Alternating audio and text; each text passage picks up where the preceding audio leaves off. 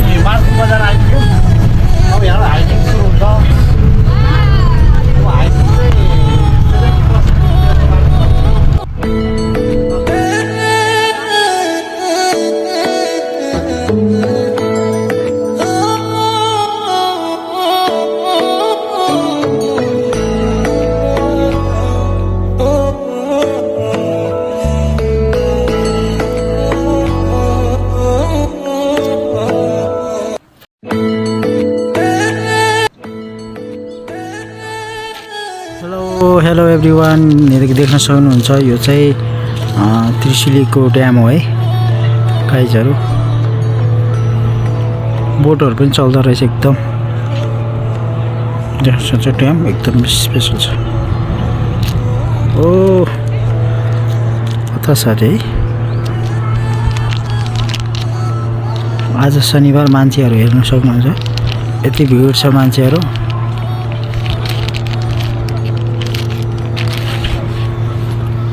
भिड छ मान्छेहरु।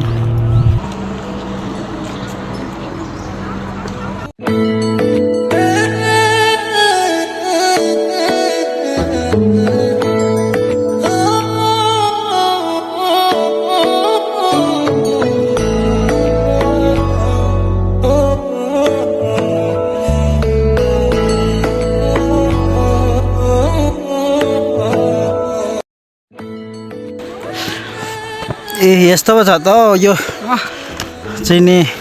देखो न गाइस, देखो न कत्रा पो भयो त। उकालो देखो न गाइस। यो तालबाट यताबाट घुमेर आउँदा सट्टै यो बाटो आउने।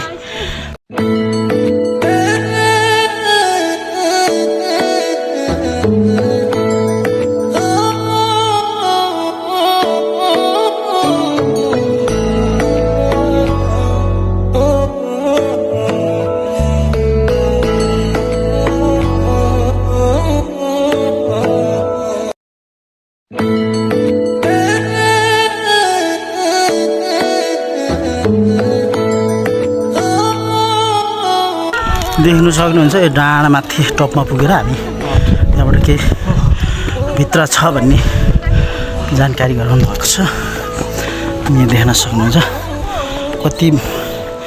कति माथि कति हाइटमा आएछौँ हामी। यो ड्याम त तपाईले नजिक देख्न सक्नुहुन्छ, तर यो वास्तवमा धेरै तल छ। हामी चाहिँ यस्तो पर्खाल चाहिँ हामी त धेरै माथि आइसकेका छौँ।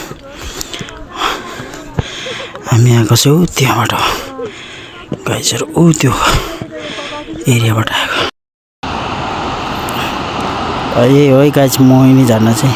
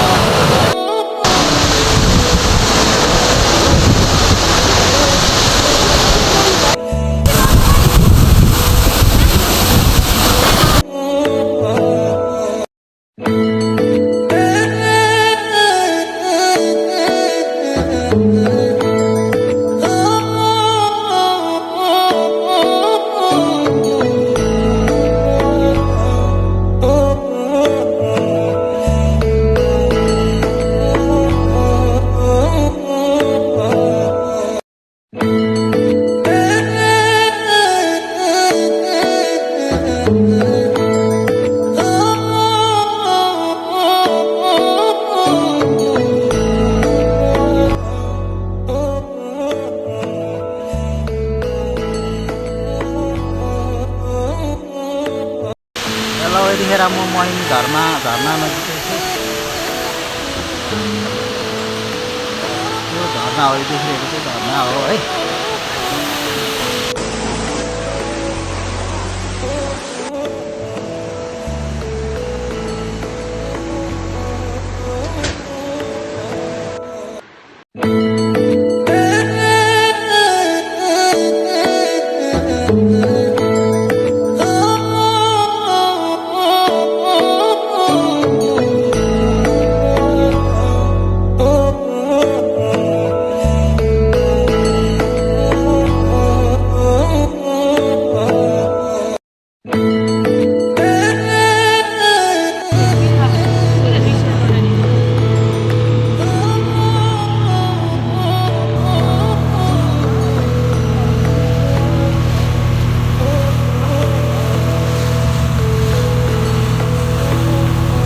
हाम्रो 3 जना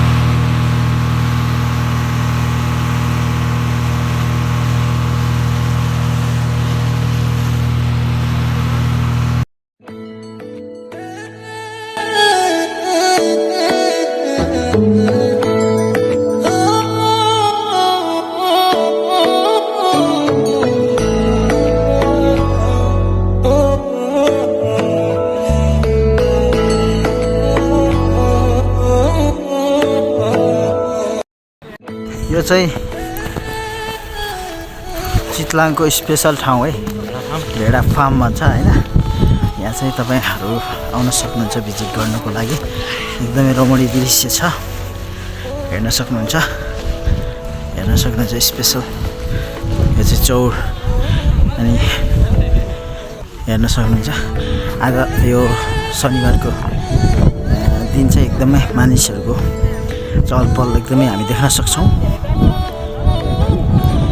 अनि त्यसपछि हेर्न सक्नुहुन्छ एकदमै स्पेसल ठाउँ छ। विशेष गरी चितलाङ आउँदै हुनुहुन्छ भने यो ठाउँ चाहिँ एकचोटि हेरेर फर्किनु होला। अनि यो यसको दाहिने साइडमा चाहिँ यो तल हामी ड्याम देख्न सक्छौँ। यो सरोवर अनि यहाँ चाहिँ सल्लाहको स्पेसल सल्लाहहरू हुँदो रहेछ।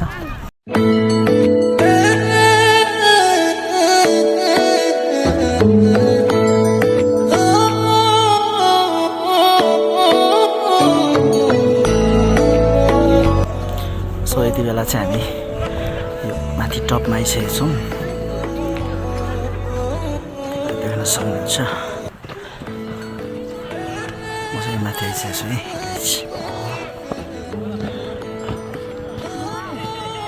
पछाडि मेरो ब्याकग्राउन्डमा हेर्न सक्नुहुन्छ मानिसहरू कोही पनि भेट्छ, आउँदै हुनुहुन्छ, कोही आउने क्रममा हुनुहुन्छ, कोही जाँदै हुनुहुन्छ हैन। सो तपाईँले हेर्नु होला पछाडि ब्याक साइडमा।